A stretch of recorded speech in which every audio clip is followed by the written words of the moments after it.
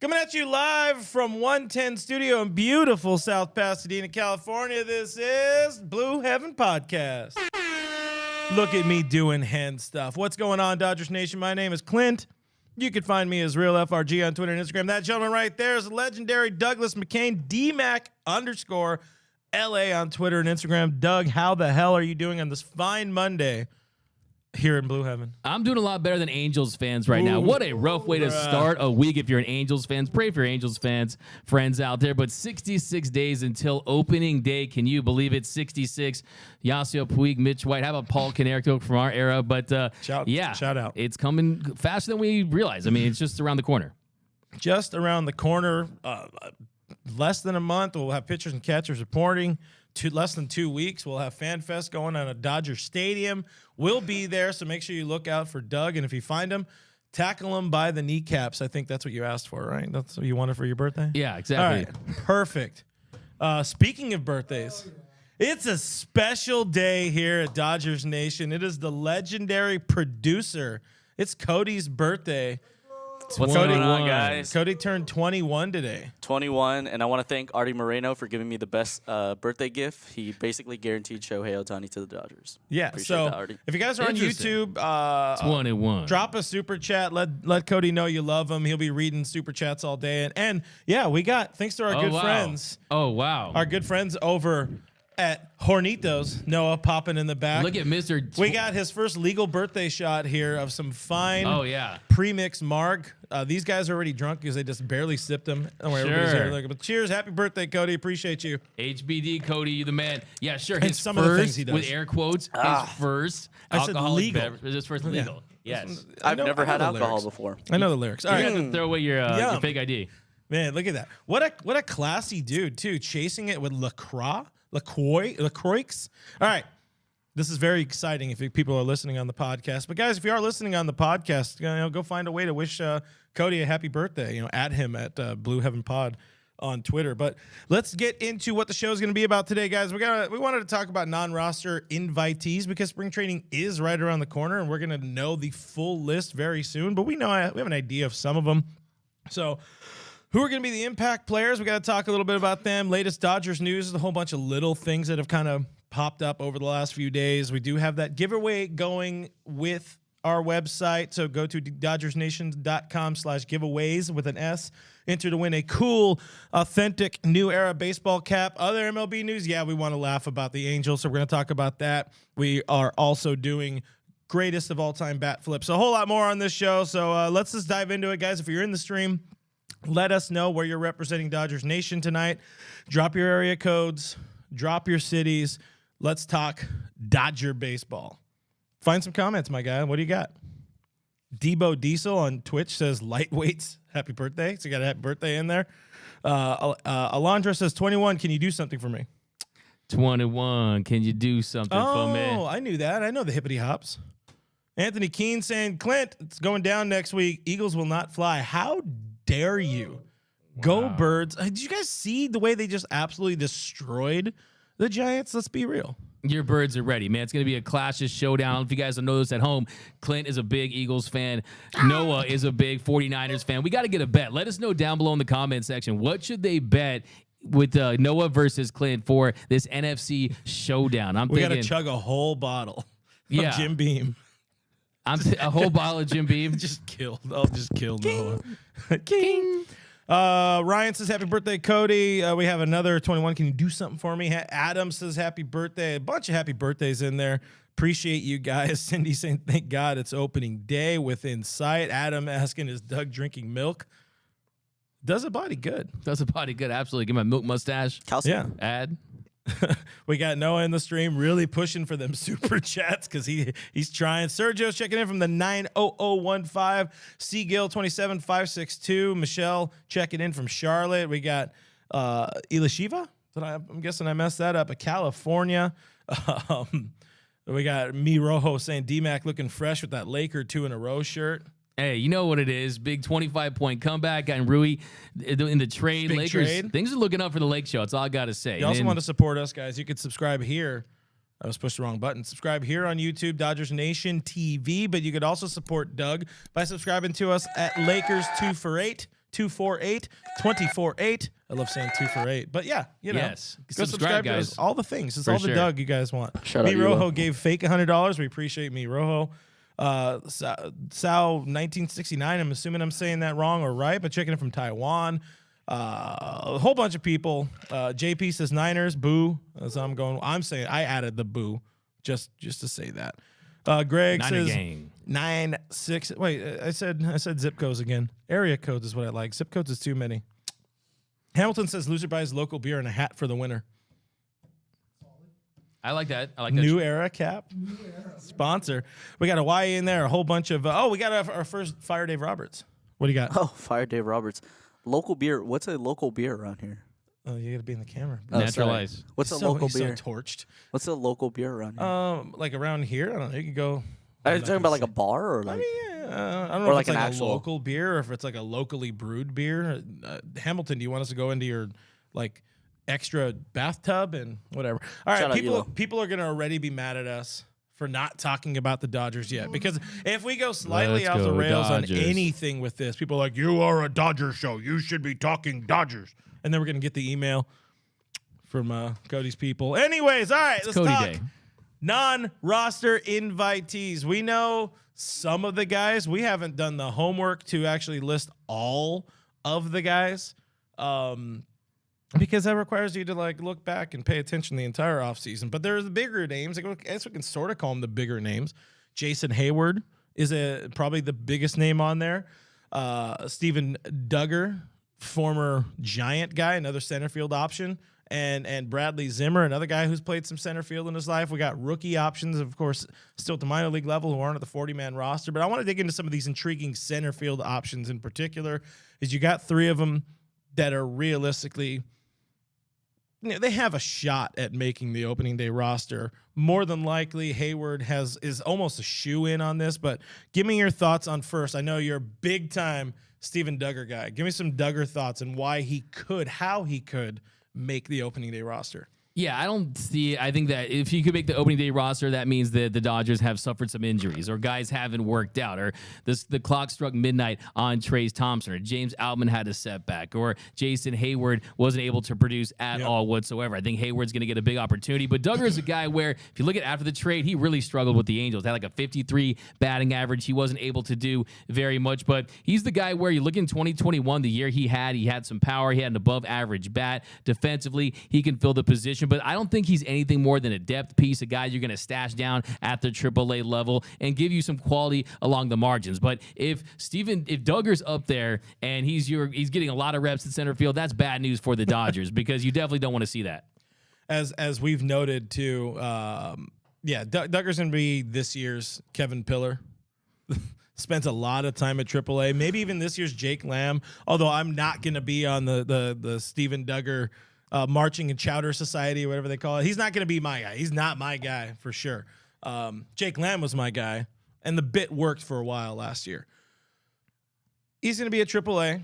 He'll have an opt-out sometime in like June, and he'll probably opt out before. If he makes it through spring training, you might even be somewhat surprised because I think this team is really kind of banking on Heyward to give them some sort of value at the big league level.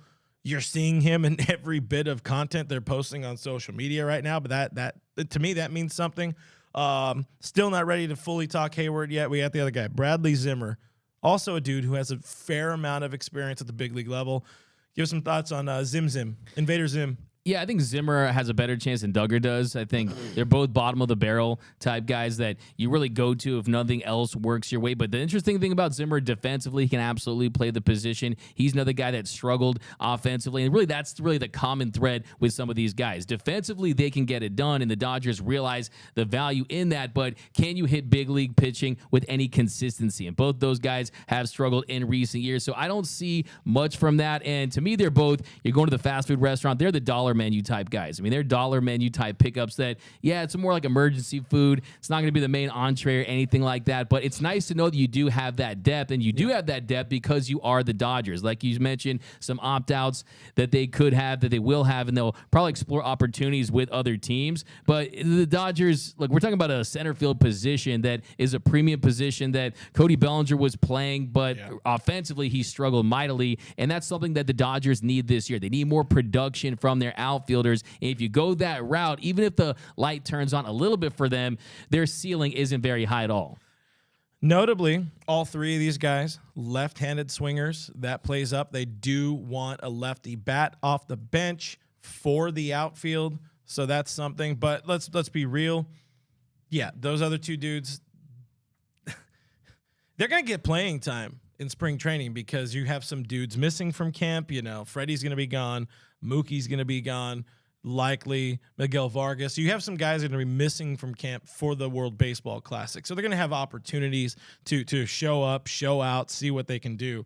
But Jason Heyward is a guy, he's a Gold Glove winner. He's a World Series champion. He just screams everything that this team wants, this team needs.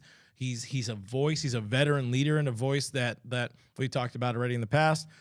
Notoriously or notably has been a guy who pulled the entire team aside in the World Series to be like, hey, bro, let's go win. F all the rest of it. And then they went out and won. Whether that's all on him, no. But still, you appreciate the effort. And, you know, I mean, we were talking before the show, like value-wise in terms of production. I mean, the numbers were pretty close to Cody over the last couple of years all together. Yeah, no, absolutely. I think when you talk about or Jason Heyward, he's a guy that they want to win. They want him to have success. You see him all over the Dodgers social media. You see him training. You know that Freddie Freeman played a big role in getting him to Los Angeles. But hey, he's one of those guys I call DeLorean Dodgers, guys that they pick up where you wish you go into a DeLorean and go back in time when he was one of the better outfielders in the game. But yeah, the more you look into Heyward, and we had the guy last week on Designated Twitter call him Haywashed. And yeah, I think, look, if you look at his, I mean, at the very least, if you look at his 2020 to 2022, he was better than Cody Bellinger. He posted an 82 OPS plus, Bellinger a 74 OPS plus, but he's not that guy that was averaging 5 B WAR per season before he went with the Cubs. I mean, he was one of the best players in the league at one point, but that guy isn't really in there. I mean, if you look at his swing, a very long swing, I'm not sure he can turn around my 40-mile-per-hour fastball at this stage of his career. But defensively, he's a guy that I think one of the biggest reasons why they have Heyward is he's a insurance policy, but also a guy that can teach some of these younger guys, the Outmans, the Trace Thompsons, who still they're really close in age, but when you look at his lack of experience. So I hope that guys like James Outman can kind of soak up the advice and the tutelage of a Heyward to try to help them make it at the big league level. But I don't expect very much, but it's a low risk move. And you consider the fact too that the Cubs are on the hook for that contract, right? He's at the league minimum deal, and you essentially have the Cubs paying for Cody Bellinger this season. Almost feels like a swap, and he's an upgrade from Cody Bellinger offensively at the very least in the last 2 seasons. So, yeah, I don't know. The more I look at it, the more I think this team definitely needs to go out there and get another outfielder, especially by the time the postseason comes around. Well, I mean, I would take the other side of it. They can get an outfielder by James Outman showing up and doing what everybody hopes and thinks he can do. I mean, he's a dude who put together a pretty damn incredible, I don't know if incredible is the right word. He put together a very, very good 2022. I mean, 31 homers at AAA or at the minor league level last year. It's very, very small sample size with LA, but 462 in 13 games or 13 at bats or whatever it was. He's the guy. He's the left-handed swinger they really want to be the dude on this team. Is he going to be that guy? Well, he'll have that opportunity for sure at spring training. But if he can be, I don't know if he'll be the fourth outfielder. Ideally they want him to start, but I think Heyward is going to be the guy that unless Heyward just absolutely craters in spring training, Heyward's going to be the guy who buys Outman more time at AAA. Even if Outman shows up and shows out at spring training, I don't think he starts on opening day just because the Dodgers are going to Dodger. Yeah, for sure. We've seen that before where players show up, they earn it, and then they just don't get that nod. And I don't think it's a service time thing or anything like that.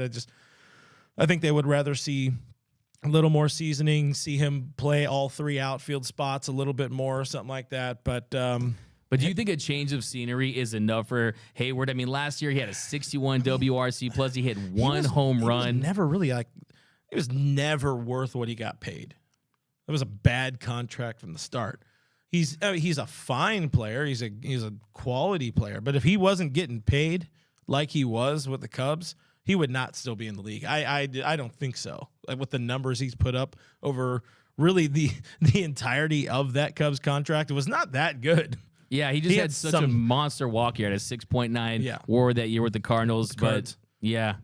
We got something from producer Cody, birthday boy. What's going on, guys? Mike Saldana, while you guys are talking about some of the rookies, he asked, why are the Dodgers banking on unproven rookies? Too much of a risk, don't you think?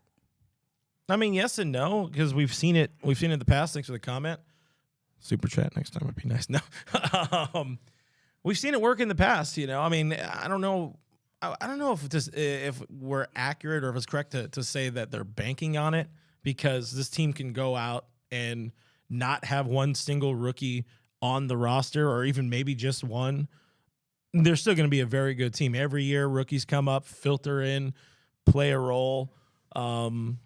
Pitching side is going to be very different. I think on offense, you can really put a veteran everywhere, and I lump Gavin Lux into the veteran, kind of mold now in this statement. But if you don't see Outman, if you don't even see Vargas, it's still an intriguing enough team, especially with 2 wild card spots. So that's my thoughts. No, yeah, and I think when you look at it, I don't see it as a risk as much as I see it as an investment. It's an investment they're making in their young talent to see if they can hit on any of these young guys. And I think the natural progression you're going to see is, will the clock strike midnight? Will Trayce Thompson turn into a pumpkin Mr. Cinderella Man? If he's bad, then you go to, what's the next option? Do you go to James Outman? Does he work out? Does he have the ability to hit at the big league level with any type of consistency? I think athletically, there's no question that defensively he can hold down the center field position.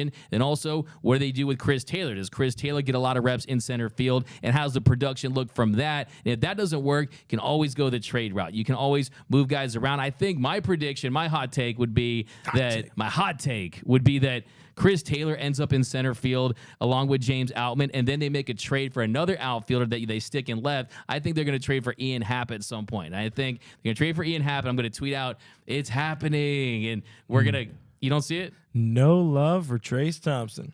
I think Trayce Thompson, look, the thing about heard it here first, folks. Like Trayce Thompson, if you look at the numbers, they all point to some negative regression.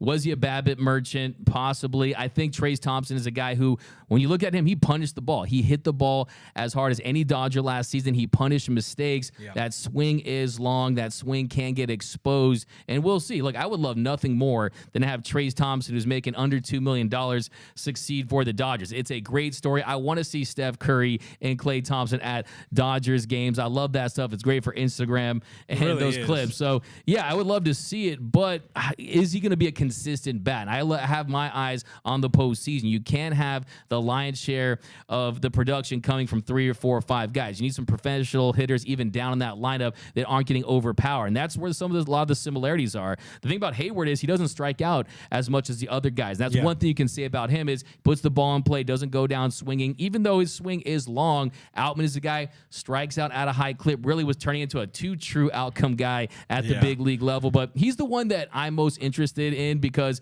I mean, he's got a shorter bat to ball than some of the other guys where I think he can make those adjustments. And as long as he's able to do a better job identifying breaking balls at the big league level, I think he has a chance to be the guy that we all hope he can. For me, one last thought on Heyward before we move on, get some more comments, and then talk about the rookies that could make an impact, non-roster rookies. With Heyward, the one thing that really does excite me, outside of like the veteran presence and all of that, like the guy who's been there, done that sort of thing, he's working with the Dodgers now. He's working with their training staff, but more importantly, their coaching staff, sans Brant Brown. You got Rob Van Scoyoc, you got Aaron Bates, you have also the game planning guys, like Danny Lehman and whatever, getting him, not to say the Cubs were underdeveloped on the coaching side, but these are the Los Angeles Dodgers, who usually, I mean, they strike gold more with pitchers than they do position guys. I mean, Trace is a guy. Obviously, Max Muncy's a guy. And, you know, in older times, Justin Turner was a guy who kind of showed up and, you know, performed well above the expectations. But Heyward, hopefully he could be that next guy. You know, is he going to be the next, you know, sort of JT? No. But could he be somebody that's serviceable and buy some time, or be somebody who can get some left, some right, some center? If he gets them right, you know, you allow the Mookie the opportunity to play some center field, keep him happy, keep him moving around, because that's something too. You want to keep Mookie engaged throughout the season, not just staying in right. Which I'll tell you, you know, right field is pretty boring. It's a very boring position to play.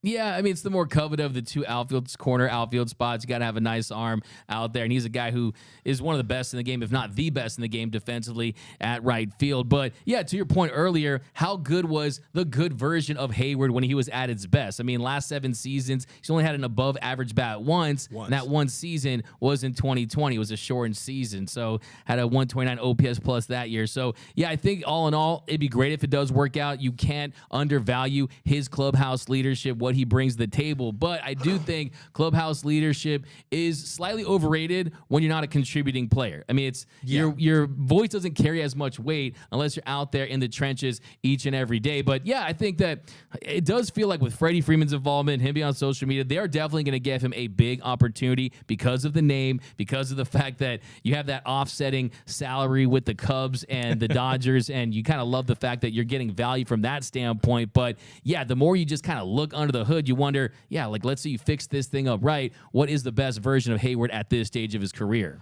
Digging into some of the comments here, James Brown says, looking forward to the minor leaguers. Mark says he would take Zimmer, Duggar, and Heyward in that order. Ryan is on the Outman train. Outman will be stellar. He takes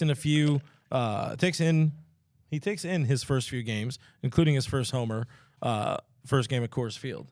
See him go yard early would be pretty damn nice. Oh, okay, I see a correction. There was raked. Anyways, find some more comments. We got Raymond who says, hey, Clint, Fred Rogan wants to know if Duggar is the same guy in that old video game.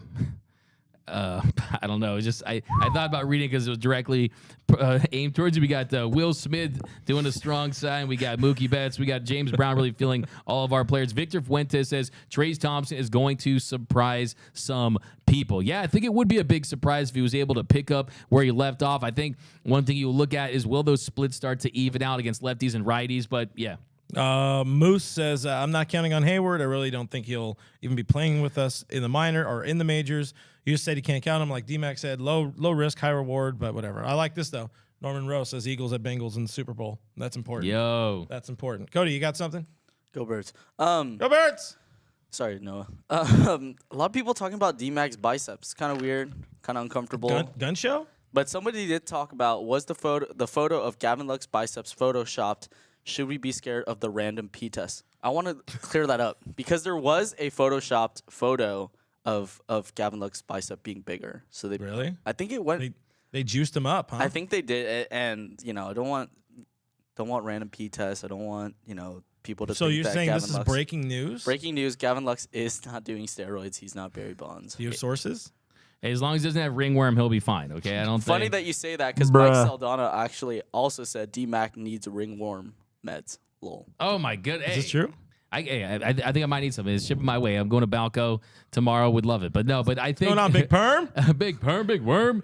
But yeah, no. Gavin Lux has been working out a lot. I mean, we saw him at the Top Golf. I mean, he's always been a guy athletically. You guys saw him at IRL. Like did the IRL. pictures match the swole? He's looking on the swoller side. It's kind of that type of. It's not where it's a big leap, but you can see it's like he's a thicker guy. He's kind of filling out more. And I think C's? What? How many C's thick? I'm going 4 C's. 4 C's. 4 C's. I was going to say 3. We got the under. I think he is firm. He definitely looked like he definitely like, I was going to say juiced up, but I'm not going to. Yeah, you just literally. I'm not going to say that. I'm going to say he looked like he beefed up a little bit. Definitely. He put in some work in some work in the offseason. He got a bow flex, went to tie bow. He had the D-Mac outfit on with the black jean jacket. The DMAC collection. Okay. No, but yeah, I mean, but I think Gavin Lux too. I think one thing is we've talked about is he's gotten banged up. He's dealt with injuries, and I think a lot of these guys, they want to stay on the field, right? And I think one way, like Max Muncy told us, you make those gains in the off season. And I think Gavin Lux he realizes almost like Kobe after they trade away Shaq and he came to camp and he was stronger. He knows that playing that shortstop position, it's more physically demanding for him to hold that down. If he's going to get a lion's share of those reps, him and Miguel Rojas, he's going to have the strength to withstand that. So it's good to see him putting in that offseason work. I mean, Gavin Lux definitely puts in that work. I mean, last offseason, you saw him taking all those reps in the outfield. So he's a guy that definitely wants it, and that definitely shows me something that he's really putting in all that work. 15 homers, over or under? I'm going to say at 15. How about that? You got at? What do you got? What do you got, Cody? Give me that over. You got that over? What do you got? Noah says over. Give me that over. I predicted he's going to be an all-star, so I hope he goes over. He stays healthy, stays on the field. Give me that over, baby. Get We're over. talking about a 20 donga. 20 dogs? It's not a bomba. It's a 20 donga season for Gavin Lux. Gavbo, my boy, best friend. Love him.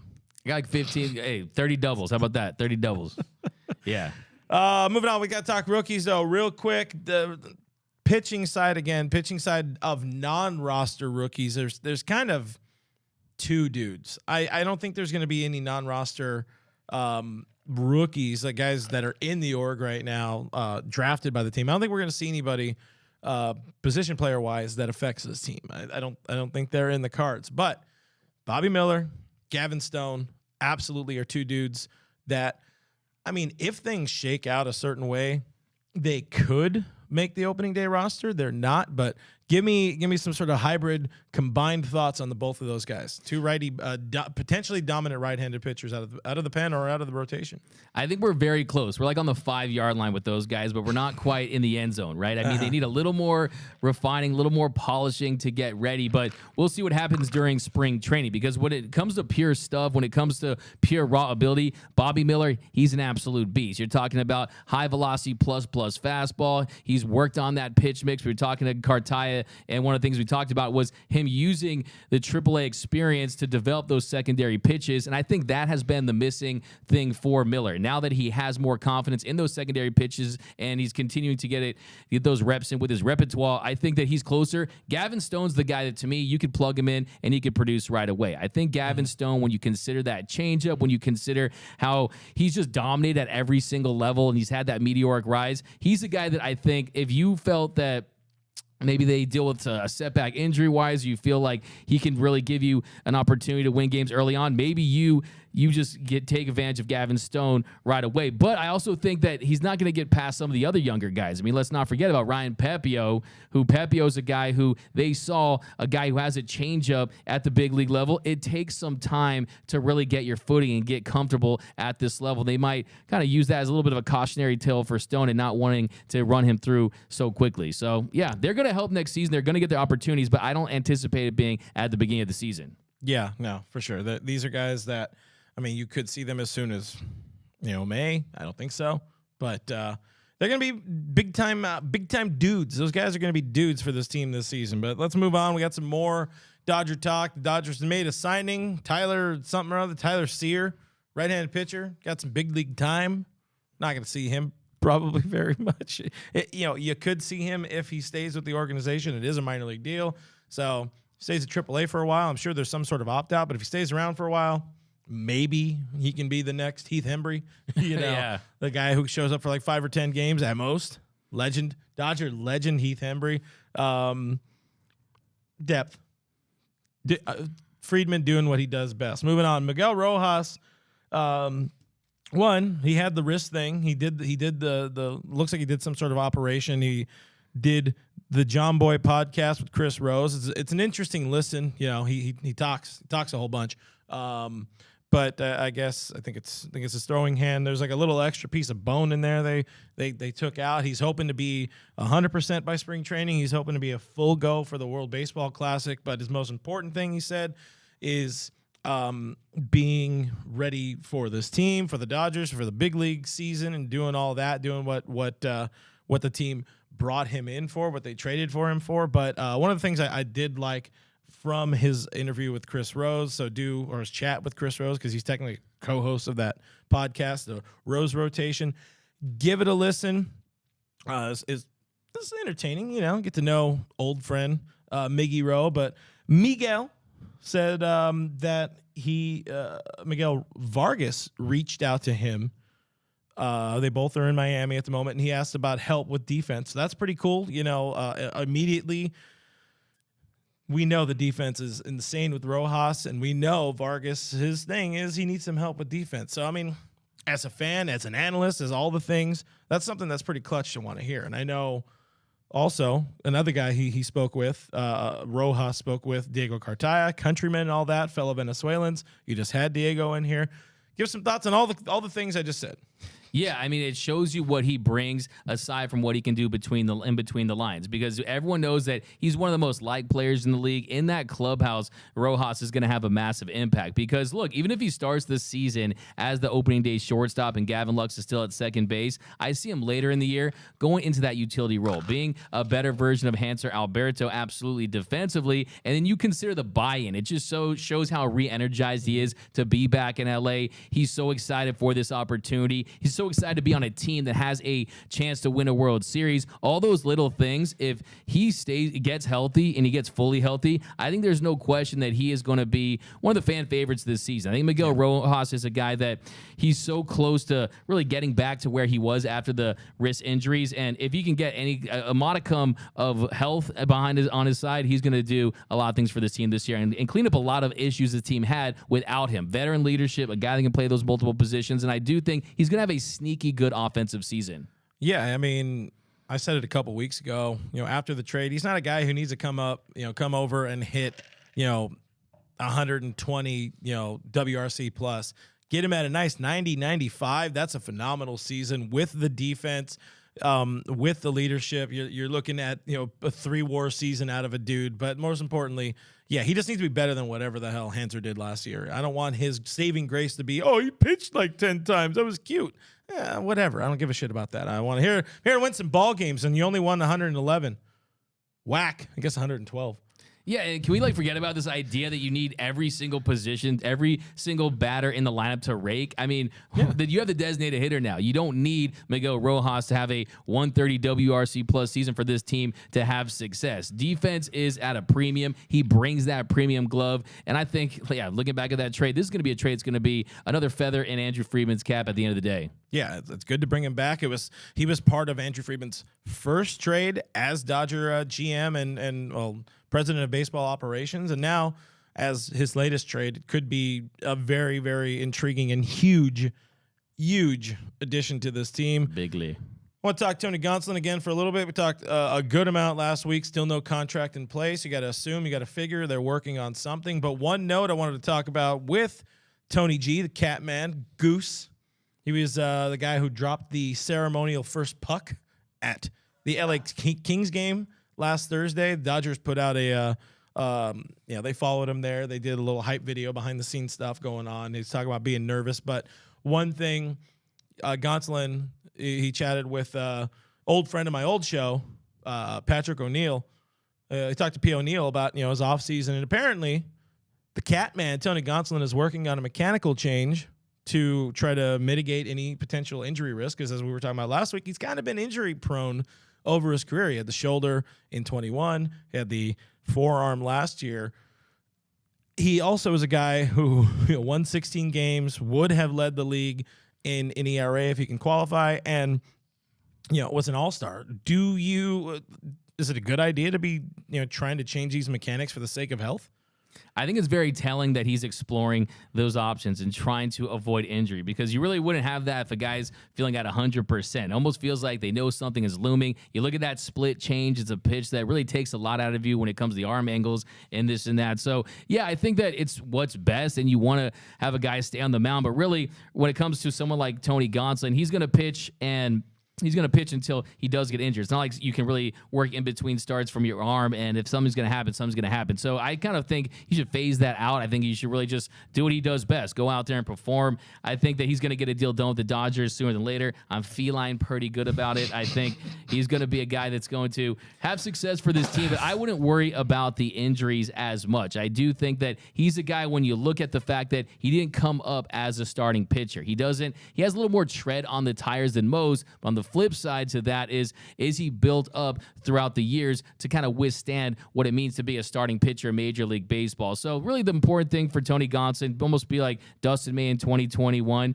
you can't go out there and try not to get injured. You have to go out there and try to perform at your best. Yeah, that's a huge thing, because if you're taking anything off of your best stuff, then you're not going to be your best player. Yeah. Not going to be your best self. Speaking of best self, we got Cody, birthday boy Cody. We got something in the stream.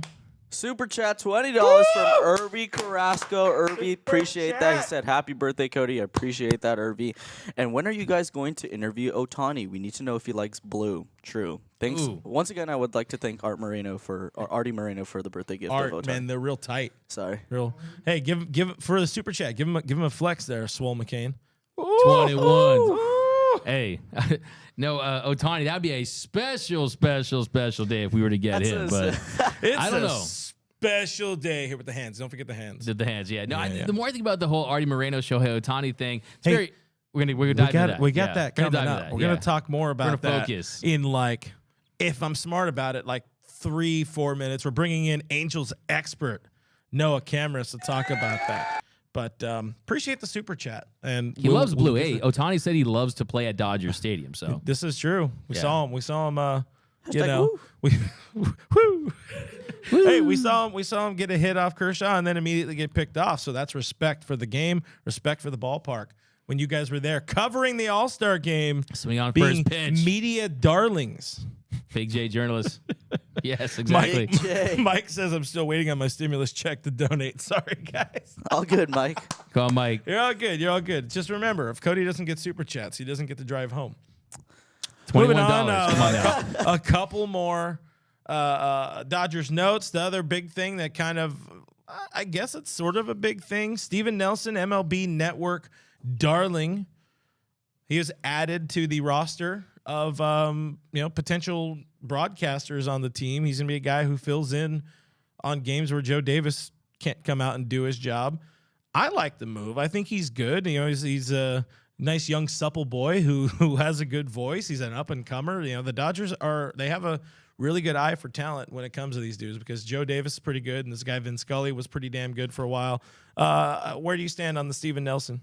I think it's a great home run hire. I think he does a great job on MLB Network. He did a nice job when he got the gig for Intentional Talk on MLB Network last year. He did a lot of those Apple TV games, which I thought he was excellent at. He kind of brings almost a young perspective to it. He's only 33 years old, so one of the younger broadcasters in all of Major League Baseball. But I will say that it does almost feel like, it feels like every sport I turn on, it's Joe Davis, and it's not the Dodgers. So it does feel like, are we going to get less Joe Davis because of Steven Nelson? But I don't think that is the case, but I do think at some point Joe Davis is really spreading his wings and covering so many sports and doing so many games. But yeah, the Dodgers really only attract the best talent from a media perspective. Last year they hit a home run with the D-Train, Dontrell Willis. This year you bring in Steven Nelson, who is such a pro at his job, and yeah, he's a really nice guy. Yeah, he's a dude who people are really going to love. And of course, everybody else is coming back on the broadcast. So games that Joe or Nelson can't do, Steven, if I'm saying Joe, you're still going to hear friend of the show, Tim Neverett. Bulldog will be back. Kirsten Watson will be back. Nomar. Everybody's going to be back. D-Train, like you said, our favorite. Everybody in here loves Dontrell Willis, 100%, all the way to the moon and back. Jess Mendoza will get some more games, I assume, because she was barely in any of the games last year. But Jessica Mendoza, she'll be around. But that is what I do think. I will say that. Just not to too into the weeds on the broadcasting thing. It'd be nice to get this schedule for the entire year at the beginning, because it's so up and down. Dontrell, you see him tweeting. Jessica Mendoza, you see them tweeting, not knowing when their next road trip's going to be. I kind of want to know what I'm getting ahead of time. But yeah, there's a lot of talent in that Dodgers booth. You don't read calendars and schedules anyway. I do. It's important to me. Damn. That's kind of mean. What? It's true. Speaking of things that are important to Doug, Cody, you got something for us? Jam. We have a super chat from I am Donovan 73. $10. And Noah actually commented it was great. Incredible all-around comment from Donovan. He says, "Are you guys planning on bringing in a person to talk prospects? After hearing your rundown a couple weeks ago, you should. Just saying. And more importantly, fire Dave Roberts." Prime fire Dave. Fire Dave Roberts. That was a great comment. Well, Thanks for I that. know you have more stuff with our friend Tim coming out, right? Yeah, I don't know what your publishing schedule is on that. You had. So we did. So yeah, we're running down the top 10 prospects. We're going off the baseball prospectus list. We dropped one on Wow, James rich kid. Outman. Yeah, I know. I mean, yeah. Saved all the money for that one. But yeah, James Outman, we talked about him, and yeah, he's great. I think I'm going to be talking to some other guys too, having him on the show. But yeah, Tim does a great job, runs Dodgers2080.com. He's really the prospect guru. But yeah, we absolutely will bring more guys on to talk about what's going on down the farm. A couple of prospects as well, and current big leaguers this week. We will have also. I mean, we're doing all the interviews we can for you guys in this it feels like extended off season because the Dodgers decided to get bounced early. But of course, just had CT, just had Max Muncy, Diego Cartaya will be dropping on the channel soon. So make sure you guys are subscribed. Ryan Pepio will be a Blue Heaven 2-timer. Gavin Stone. Hopefully at some point will be a guy, but we're gonna have a bunch more people coming through. All you guys, around. come on now, join the show. That's just, We all the players. we're a little creeped by that, right? Guys, if you're listening to this, make sure you scrub to this part. I'm like the Rock. I'm the Rock. I'm the Rock. Just bring it. Shout out Kevin Pillar. Kevin Pillar. Roach is in the stream, by the way. He really wants us to bring in Scott Van Slyke. That's what we should do for him. We got to bring in Pilar Bro for you, Van Slyke for Roach. What do we talk about with Scott Van Slyke? Broke up with Pillar. I think I think I'd really just want like all the Kershaw stories and like some Puig stories would be fun because SVS was there, man. He saw some shit Yeah, that was the era. I'm sure we get some good stuff from that. right on time. Probably talking about Roach and just bring him out and talk about if he has a restraining order on Roach, which you probably should get. Yeah, I definitely agreed. Noah says need more super chats for more baseball prospectus stuff. Exactly. Great, that's a great comment right there. Kevin says bring Miller in. No, the guys don't drink in here, so I can't bring in Miller. It's a beer reference, gang. See, you're new. You're new to this. Miller time, Bobby Miller. Let's go. New to the club. Yeah, new to the drinking club. Shout out. Last 2 points. Oh, I love Chris this one. Woodward back in the front office role. He was a guy who left the Dodgers to take a managerial role with the Texas Rangers. Corey Seager signed with the Texas Rangers, one, because of a butt ton of money, but two, because his good friend Chris Woodward was there, and then he signed that job, and then they were like, eat. Yeah. But Woody's back in a front office role. He's going to be a guy who's kind of like a sort of roving defensive instructor at the big league level and the minor league level. I have no problem with this hire. It's the Dodgers doing what they do best, bringing in the best people for all of the roles that they can. Yeah, you said it best. And I think that if you're going to bring in someone like Chris Woodward, this is the offseason to do it because you are trying to break some new guys in for permanent roles in the infield. And we know that Gavin Lux can learn from him. We know that how Miguel Vargas is getting some reps at the second base position. He's working on that this offseason. So, yes, nice to have Woodward back. But I did go back and watch that Corey Seager snippet from that press conference where he talks about how big, how huge that was to get him into Texas. No, he had 325 million reasons why he wanted to sign with the Rangers. And one wasn't Woodward, okay? So let's be honest about that. But I will say that maybe, if anything I can take from that is, hey, at least Clayton Kershaw has him in the Dodgers organization for next year, so he's not using that as an excuse to sign with the Rangers, right? So, yeah, Woodward's a good baseball guy. Great to have in your organization. No, Kersh wants to go sign and play with DeGrom in Texas. That's what it's going to be. Final note. The final note. FanFest is coming back. It will be not this Saturday, but next Saturday, February 4th. Everybody that's in this room right now, plus possibly more, will be there. Well, a whole lot more other people will be there. But we're going to be doing things, not anything that's like important. We're doing our jobs. But FanFest, what do you think about that, Cody? That's maybe where we meet if you guys are going, or if you guys are coming. Maybe we'll do a little meetup. Yeah. Well, I just thought I'd bring it up. I'll do a meetup with you guys. What's up, guys? K-Mac here and Mr. That's what I'm talking about. KRG. Yeah, I mean, you get well, people will see you guys out running around, and I think Noah and I will be doing the things that keep the lights on, in terms of video and articles and all that kind of stuff. But it'll be a fun time. Yeah, check it out. I'm pretty excited. Tickets go on sale. They're free, but tickets go on sale Thursday, January. Whatever Thursday is, the 26th. The 26th tickets go on sale. There's also VIP experience tickets where you get to like do meet and greets with VIP. players and things. Yeah. Yeah, I can't wait for FanFest. I mean, it feels like when we lost it in, of course, 2020, the pandemic and things like No, that. that happened really, in 20. We were there. I mean, 2021. You really kind of lost sight of how those things just kind of starting the year off, and that's kind of when you start to see the players in their uniforms. You're like, okay, this season is really upon us, and yeah, I think it's the great what the Dodgers do because they do it better than most organizations out there as far as access, as far as creating a big event out of it. And I'm excited too because if we see the players, we can ask them questions that you don't ask them really in the clubhouse and What's things your like favorite that. sport besides football? Yeah, there you go. Well, what's your favorite sport besides football? Yeah. Another thing is, one of the things I'm really happy about or excited about. So last time the event did happen was in 20. The stadium renovations weren't done yet, so it was just kind of scattered all throughout the parking lot. And you guys know what that parking lot is like. It's just random hills and it was not very well set up. So now Centerfield Plaza, the concourse is set, the stage is set, the field is going to be set. DJ Premier, your best friend, Severe is going to be there spinning. I think the mariachi group is going to be there because that's just a thing they do all the time there. So that's going to be fun. But there's going to be a lot of fun, a lot of excitement, a lot of loud noises. The yard sale thing is coming back. So if you guys want to wait in line like all day to support the Los Angeles Dodgers Foundation and buy some like bobbleheads for cheap, it's pretty cool stuff. It's a cool event. But quick check-in. Cody, how you doing, man? How's that margarita kicking in for you? Guys, my first drink ever, so it's going pretty torched. What are we talking about? Talking about baseball. He's buzzed. Baseball? Yeah. Bad Bunny's gonna be there? What? Bad Bunny's gonna be at FanFest? Wow. Mike says he'll be there if he gets his stimulus. James Brown says February 25th, spring training games begin. Yes, we'll also be out at spring training.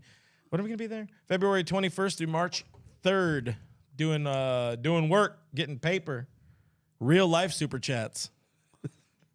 You put up your hand. Did you have something? No. Oh, okay. Thank you. Guys, I'm a little, Jeez, we got Little Tony La tipsy. Russa behind the wheel over there. Oh, super chat! Wow. Super chat. Super chat! Oh, shout out to Mr. Rossi Jr. $23.50. Hey. Let's Shout go. out. Appreciate That gets it. That gets That's like 50 years of baseball prospectus. Last minute donation. Happy birthday, Cody. Go Dodgers. I appreciate that. That's super awesome. cool, man. Appreciate that. We're going to Chili's on Friday, Woo! bud. I need to take you tonight to sober up. We can get you a game-worn Kevin Pillar jersey and probably a game-worn and a ball and a hat. We can probably get like every could jersey's ever worn for that become- price. Hey, watch your mouth. Yeah. Keep wow. Kevin Pillar's name out your mouth. Kevin Nailed Pillar, bro. Nailed it. This is the time I got to remind you Wow. again. Guys, we have a giveaway going on. If you want to win a hat, DodgersNation.com/giveaways. Go win the hat. Do the things it says you need to do on the page to win the hat. Because if you have a hat, then you'll be cool like us with hats. Even though I'm wearing an Eagles hat, you have a what kind of hat you got? You got a Dodger hat on? Jordan Brand. Oh man, Making no, a big statement right there. no Dodgers on D-Mac here. Your undies, Damn. are your undies Dodgers at least? Oh, Jack that's Robinson dunks. Incredibly There it is. disgusting. Why'd you take your shoes off? Hey, well, him and Diego, shoe twins. Oh yeah, best This friend. is true. Shoe Really twins. looking forward to that Cartaya interview. I wasn't here. I didn't get a chance to watch it IRL as it happened. So I'm pretty excited to hear how that turns out. But we got to talk about the big news around the Major League Baseball today. And with that, we prep to bring in our noted Angels expert, HalosToday.com. The Angels are no longer on the market because Artie Moreno said, yeah, I'm going to keep the team instead, which you started feeling the cold feet. I mean, at most weeks after he announced that he's going to sell the team. But there's little nuances, little things to talk about this. Of course, there's a Shohei Ohtani impact. There's going to be, hey, does Mike Trout want to get the hell out of there? But Mr. Noah, give us some thoughts on this. We know there was about 6 interested buyer groups. Yeah. What's the reaction? What's going on? What's the latest news out of Halo's country? That's right. So first of all, if you want to check out some stuff about a lot of stuff about Ohtani coming out on halostoday.com. As usual. But yeah, it was definitely a bit of a surprise, even though people did have some sort of feeling that this could potentially happen. I mean, Rob Manfred confirmed it was going to happen at the winter meetings. A bunch of experts, including John Heyman just recently, like a few days ago, Bob Nightingale a few days ago had an article that said the sale's going well. So it does seem like... Of course, Bob Nightingale. I mean, of course. But it does seem like a lot of people thought this was coming. So, yeah, I mean, the big thing that comes out of this is what does this mean for Shohei Ohtani? Obviously, Moreno was there when Ohtani came in 2017, but Moreno has never exceeded the luxury tax as an owner, which is something that... in today's baseball, you kind of have to do to compete at this point. You see what the Padres are doing, the Mets are doing. Obviously, this year the Dodgers are different, but in the past they've always done it. I mean, you have to spend money to compete. So it does there was a lot of hope around Angels fans that a new owner, one of the 6 buyers was a Japanese-led ownership group, so you think the ties to Ohtani. The hope was they'd come in, bring a lot of money. They were going to spend $2.5 billion, so they're going to spend another $500 million to keep Ohtani, but Moreno hasn't shown that willingness. So you kind of think...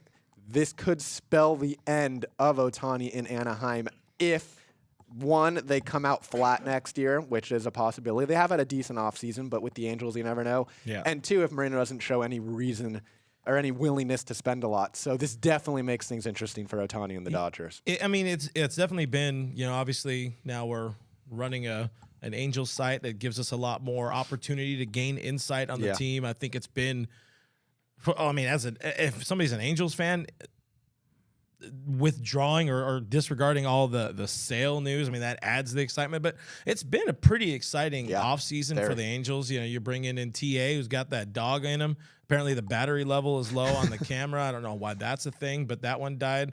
You probably want to switch to one of the other cameras there, bud. Wait, which one are you on? I don't know what's going on here. 3. I'm still here. So. Yeah, you're still there. That's what's important. We got Doug on the chat. There we go. But yeah, I mean, you got Drury, you already have some pieces in place. You got a hopefully, healthy Anthony over there in third base. Tony 2 bags. I mean, it's an exciting opportunity or the feeling of an exciting offseason. It also feels like it's the first time Artie has been hands off from his GM. Yeah. Which is clutch, but what are your thoughts on it? What are the initial DMAC reactions? Announced Shohei to the Dodgers already. Future Dodger confirmed. But no, I think there's a couple ways you can look at this. If you're an Angel fan, you're probably crying more than JP did in Angels in the outfield today because it means that Artie Moreno is going to stay as the owner. But there's a couple ways I look at this is this Angels team with Perry Manayasin, he's made some really nice moves. He's got out from underneath a lot of those albatross contracts. He's building this organization around pitching at the big league level and at the minor league level. But I think, Noah, you brought up the best point, is the fact that he hasn't exceeded that luxury tax. And if you want to build a winner and show Shohei Ohtani that you're committed to winning a World Series, you have to make that financial investment. We know that Mike Trout, he's been held hostage there. He's the guy who signed the deal, so he pretty much made his own bed. But I think if you're Shohei Ohtani, you say to yourself, if the number one priority is winning, in the short term, if you look at my prime, yes, I'm on the right side of 30. How many World Series can I win in my actual prime if you're Shohei Ohtani? I think if it's long term, maybe you say, yeah, Perry Manayasin, he can build a winner and maybe make this organization look like it's the Braves West,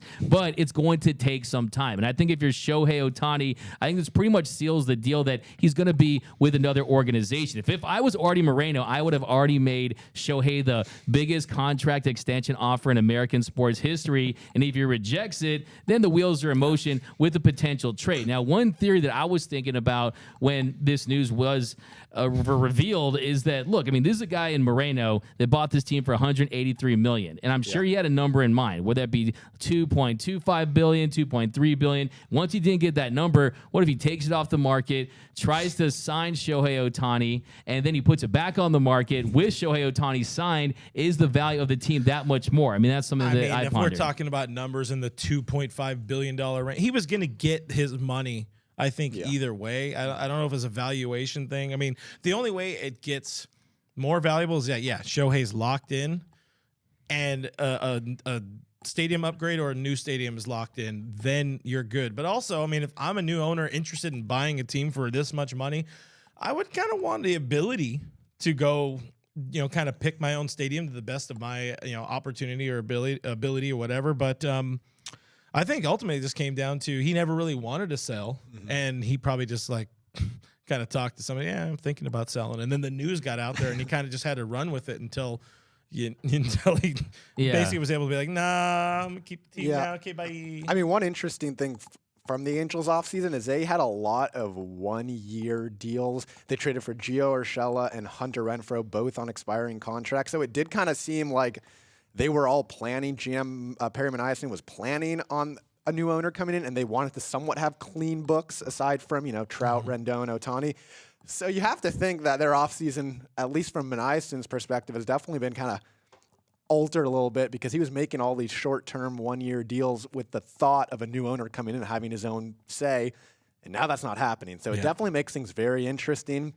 As of now, they have a lot of money to two players, and Ohtani and Trout and Rendon, and that's it. So they have the money for Ohtani, but I personally don't see them end up spending it because I just think they're going to get outbid by Dodgers, Padres, Mets, Yankees, and the list goes on. So it'll be interesting. So go ahead. I was going to say, no, let me ask you this. You think this makes this more or less likely that we see an Ohtani trade during the season? Exactly what I was going to ask. Yeah, that's the other part of it because there was a lot of talk about it, but you can't trade him if you're not going to have – you can't trade him before selling the team because if you trade him and he's not even – you can't even possibly sign him, that totally depletes the value. So now you think the Angels come out slow. Let's just say in June they're 10 games under 500, something like that. They're out of the playoff race. I think it makes it much more likely Ohtani gets traded. And again, if they come out winning, there's no way he gets traded. If they're even close to competing for playoff spot, which is very possible with their roster right now. Should be. But they are in a really tough AL West, so that's something to think about. They don't need to play. They need to be competing. Yeah, they're not going to win the division. The Blue Jays, the Twins, the White Sox, the Angels in the White playoffs. Sox. Yeah, it's going to be a wild card. So if they're around 500 competing for a spot, he's not going anywhere. But now, if they are losing, and if there is like, all right, we're not going to make playoffs this year, and Ohtani's going to walk, I think it's pretty likely he gets traded. And I think the Dodgers, with their farm system, with the cap that they've cleared, they're going to be at the forefront of that. Because even though trading for Ohtani doesn't necessarily mean you're for sure going to re-sign him, you're getting that that advantage of having 3 months of Ohtani, of showing him what it's like to be on the Dodgers, showing him what it's like in the clubhouse, showing him how much the fans are going to love him. So even though there's no guarantee you're going to re-sign him, you're at least kind of getting the advantage over the Padres and the Mets, who are now just going to try to throw money at him and say, I promise you'll like it here, but the Dodgers can really show him that. Yeah. Another thing to talk about quickly is beyond our reactions around baseball, fans, especially Angels fans, they feel like the rug was pulled out from under them. Moose here, Moose 1032 on YouTube says, my good friend is an Angel fan. He was so upset. He said he felt like he was led on. I had a friend on Twitter. I saw him tweet that I'm now a team free agent. I'm looking for my new team fandom. People were very excited to hear that Artie effing Moreno was going to be gone, and now he's like, I just kidding. The reactions are not happy. LOL, JK. Does he need to go out there and make a signing to win the fan base back? Who's Michael left? Wacha might as well. Michael Wacha is like the best free agent left. I mean, at this point, it's like too late in the offseason to make a splash sign. Maybe even like a trade. I mean, who knows? I just don't think really. I don't think they're going to go that route either. I think they're going to hope that maybe they can get off to a really good start and really sell him on the future of that franchise. But when you consider the fact that this is Artie Moreno, you just use the Angels in the postseason the same sentence, which really should be a crime. And you consider the fact that the Angels have only had an above 500 season once since 2015. He's only made it past the DS twice since taking over as the owner. If we're being completely honest, you cannot trust Artie Moreno to build an owner. But like you mentioned earlier, he is taking some of the decision-making off and putting into Perry Maniason's hands, and I think that which is needed to do for years. But I think it's too little, he did that too late, with Epler. He did that with I can't remember the other guy's name. There's been so many GMs over the last 10 years. It's been embarrassing. But it's too little too late, though. I mean, I think Ohtani needs to do the right thing for his career, and that is be a Los Angeles Dodger. I think that's the only move, but I do think rookie LA. mistake. But I will say, though, if you mentioned you might want to put the Angels in a position where you let the new ownership decide if they want to trade Ohtani. You want to allow them to make their pitch to see if you can sign them long term. But we saw the Nationals. The Nationals, they were undergoing some ownership changes, trying to sell the team, and they still trade away Juan Soto. Because if you're that new owner, do you want to say, all right, first move, trade Ohtani. Yeah. First move, not sign Ohtani. I think if I'm an owner that I'm buying that team, I'm saying to myself, we can't let a player of Ohtani's magnitude get away with just a qualifying offer. You have to get more than that for him, or that to me is organizational malpractice. You know, Dodger fans have also kind of experienced some version of that in the past. You know, this is before your guys' day a bit. But, you know, when Frank McCourt was buying the team, hey, who was the big guy on the free agent market? Vladimir Guerrero. He ended up going to the Angels. He wanted to be a Dodger essentially. Would have been phenomenal as a Dodger. Who knows? In 04, maybe they could have won because it was a pretty good club as it was.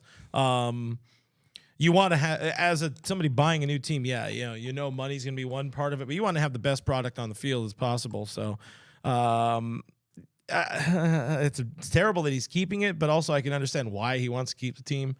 I mean, this was their first good offseason in a while. He now wants to put his name on that. Yeah. And he didn't go out and go like, no, I want Vernon Wells. And he didn't do something stupid like he's done sat back and year let after smart year. moves come. Yeah. He didn't need to go sign 5 more outfielders. So that's go to Halos today to check out more. That's our Angels thoughts. Thank you. Angels Insider at Noah Cameras, also Dodgers Insider. We got more of the show, but we also got Cody, who's on that happy birthday train. Oh, got to lower. Noah's a big guy. Yeah, he's a tall boy. Big time tall boy. Well, first, I'll get to Diane Schroeder. Thank you for the super chat. Diane. $20 super chat. Diane. Hey, Cody, happy birthday. Thank you. Make those guys buy you some drinks. Appreciate that. Hey, Chili's. What's the level of your drink at? Because I'm empty. Doug is babysitting it. You soft ass cowards. You didn't even. You literally drank nothing right I'm there. so sorry. Hey, Uber. I'm saving alcohol, guys. That is smart. I'm turned, and man. then, Go save. Thank you, Diane, for the $20. And another super chat, Michael Carrillo, $5. To get back to what you guys were just talking about, are the Dodgers deficient at getting players from the KBO and MPB? Also, Ohtani needs to do that same commercial Beckham did when he came over. Wow, that'd be great. I mean, the Dodgers have been pretty decent, players, and with Asian ball players coming to the U.S. I think most recently we saw, Kenta Maeda. They were in pretty deeply on the Shohei stuff. As we've heard, Kershaw's talked about it, but we've heard they left those meetings feeling like they were the front runners for the Shohei sweepstakes. I think it goes as it goes with every free agent, every player of the Dodgers. It has to be the perfect fit for them to go all the way in. And Shohei was that guy. He made a different decision, but I think they do so well on the international front as it is. They don't really need to try too hard on paying the posting fees or whatever. I would love to see my boy Senga, but he wanted to be a Met. Yeah, and are we just gonna disrespect Yoshi Sasugo? I mean, come on now. He was I think the Dodgers. If there's Texas Ranger now. Yeah, I mean, it's just, let's say Yoshida, who went to the Red Sox, he's a catcher, right? I mean, if there was a perfect fit that they saw the upside and then it makes sense for the Dodgers, they absolutely would be a little more aggressive. But yeah, it's really few and far between with a lot of these guys really hitting big. Senga was an interesting one, and maybe in years past they do sign a Kodai Senga, but now you have Uncle Steve in New York who's spending the Monopoly Mets over there spending Monopoly money on players. So yeah, the Dodgers will always do their due diligence for international players in the KBO or the MPB. Just you haven't had the perfect fit. And look, I promise you, if you had the DH back in the day, and when Logan White and the gang was scouting Shohei Ohtani at his high school games, he would have been in Dodger blue. It didn't make sense at the time. Yeah. Anyways, moving on. A couple comments here. Swollen Sausage says Doug is nursemaiding his drink. Diane agrees. Doug is always nursing his drink. Oh, I can see it right now. I think he literally just put it up to his mouth. Chug McCain is back, baby. Oh man, now he's sleeping at the office. Don't do it. Don't do it. 21. A's apparently just signed Fuji. Nice. Which one is that? I don't know. Wait, I've Fuji? Oh, A's signed somebody. Anyways. James Brown asking for our 2023 Dodger win predictions. We did that like 2 weeks ago. Check it out. Blue Heaven Podcast. We're on iTunes, Spotify, iHeartRadio, YouTube. Subscribe while you're on the internet. Makes Doug drink his beers. Guys, before we leave, I wanted to do something fun because MLB.com did a thing where they're giving out their greatest bat flips or most exciting bat flips, or however the hell they say it. Bat flips, best all time. They had their top 10 list.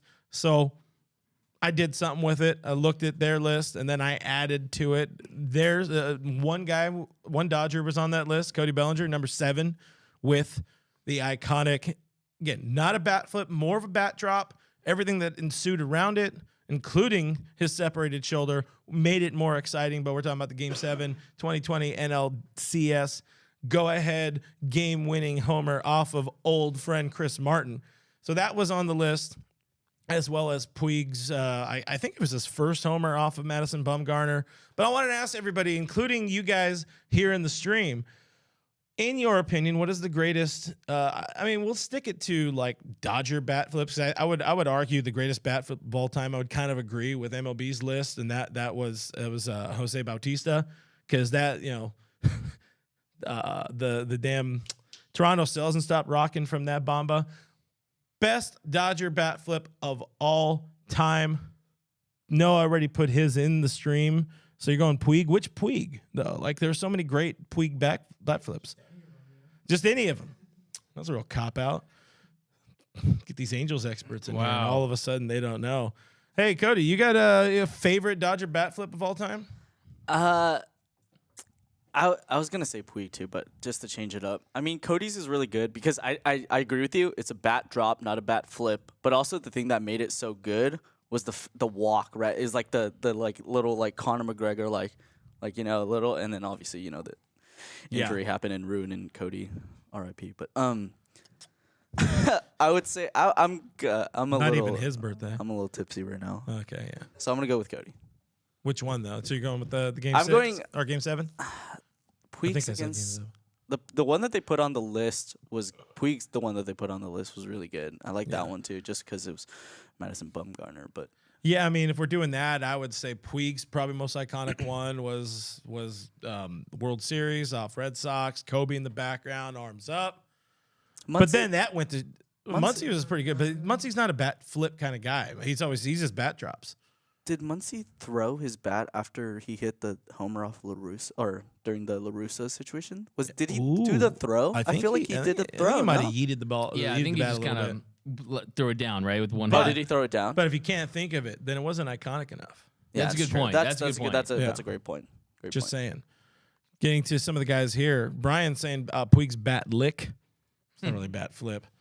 Ooh, good one. Mr. Rassa Jr. 23. Gratterall had the best glove flip against the Padres. That is without a doubt. Glove flips are greater than signed bat flips. Yeah, that's great. I think Blowing kisses. Yeah, for sure. I mean, to me, I think I have to go with Steve Finley. It was more of a bat drop way as he was putting his hands up. That one was big, consider the moment, but really Puig Crushing the Giants. winning the division for the first time in really forever. But you really have to go with Puig launches because you get the bat, you get the arms raised, the bat flip. Rodriguez slams his glove into the mound, which was my favorite part. And of course, you have Kobe Bryant, and look, if the Dodgers go on to win that series, that goes down as one of the top 20 moments in Dodgers history. Yeah, what made that so painful is like literally a couple minutes later is the Dodgers are down again and we're gonna lose the game. Yeah, well, thanks to Kenley Jansen, man. Things become things. Jack Whitehead saying Muncy's flip with the go get it out of the ocean to Bumgarner. Oh, we love some good Bumgarner bombas. I would say Steve Finley's is definitely a great one. Trace Heyward season 2022. Our friend saying that Pollock home run in the NLCS. Game 5 was cold as hell. That was nasty. Yeah, that was some fierce. That was definitely some fierce. Kike, we got a couple Kikes in here. Mostly from that 20 postseason because he go hard in that postseason. Trace Hayward says Ryan Madsen season. That's what's up. Mine is much less exciting, but I'm an older boy. In terms of just pure bat flips, and Puig's up there. His iconic just letting it yeet behind him. That's some great stuff. But 2006, Hong-Chi Kuo. I showed these rookies the play earlier. Hung-Chi Kuo, and we got one in there almost. I see a Hun Kuo from Trish. Hung-Chi Kuo, if you guys didn't see this, so it was the third in back-to-back-to-back home runs. Wilson Betemeet back in the day. Matt Kemp hitting 8th for the Dodgers in his rookie year as a 21-year-old. Much like Cody Lou over here, whose birthday it is today. What's up, so guys? super chat the guy. But your pitcher batting, hitting third after 2 dudes just hit homers. First pitch swing, crushes it like, I don't know, almost halfway up the bleachers in right field. And the bat, I mean, he, like you said, he almost winds up and just kind of chucks it. And it was a great time. He had to run 3 or 4 steps before he even caught up to how far he threw the bat. Good times. Hung-Chi Kuo, rest in peace. He's still alive, but rest in peace. Cody, you got something? Yeah, Trace Heyward was actually talked about it right here. I just looked it up. Zach Greinke's bat flip. That's a good one. I liked it. He said the masterclass, the bat flips on the singles. Yeah, Greinke was a good time. Like, he just had a nice, classy little one twirl, falls on the ground, but Kuo just yeeted. Yeah, I think you hit that one on the nail. I mean, that was a thing of beauty. It was absolutely epic. And also, Clint, that 2007 team, just getting any home run from anyone felt like a plus. Jeff Kent led that team with 20 bombs. Yeah. That's how little that team had power when you talk about that. But yeah, that one was, I can watch that one again and again. And I think that one absolutely is the GOAT. I agree with you of seeing that. I kind of forgot about that one until we talked about it today. But it was good times. It was great. Nando says about the Nomar home run. He didn't really flip the bat. Again, I'm taking it very literal in that it is a bat flip. I think it has to have at least one full rotation. Yeah, I think underrated is Max Muncy off Alex Wood. That one was because he's more of a bat dropper. He said, "I'm gonna flip this one." So I like that from Mad Max. Yeah, clearly was mad about Alex Wood plunking him. So yeah, I definitely like that one. Where'd it go? Michael Carrillo, YouTube says Rich Hill bat flip. Richie was pretty decent with it. We also talked earlier before the show about the Hyunjin Ryu hitting his it happened. Yeah, that was good. Bomb That was an underrated one. A mini subtle bat flip, but definitely a bat flip. Final Dodger pitcher to ever hit a home run. Yeah, Hyunjin Ryu. I think. Yeah. Question mark? Yes. Question mark. Anyway. Well, answer. No. I was about to say answer. Home? Yeah. Trace Heyward season says Edwin Rios follow through will not be forgotten. Who? Majestic. Who? The follow through won't be forgotten, but Edwin Rios will be forgotten. He still hasn't got a job, right? My boy Matt Beatty, my best friend Matt Beatty, already has a job. This guy doesn't have a job. I'm just saying.